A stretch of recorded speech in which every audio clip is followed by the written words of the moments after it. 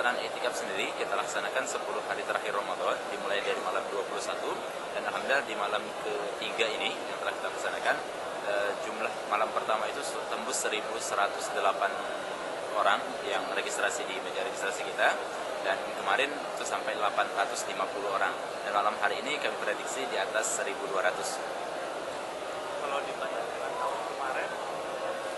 Kalau dibandingkan tahun kemarin, tahun ini mengalami peningkatan yang signifikan. Kalau malam-malam pertama biasanya di tahun-tahun yang lalu hanya 400, dan tahun ini sudah tembus 1.100 di malam pertamanya. Mayoritas itu dari wilayah mahasiswa.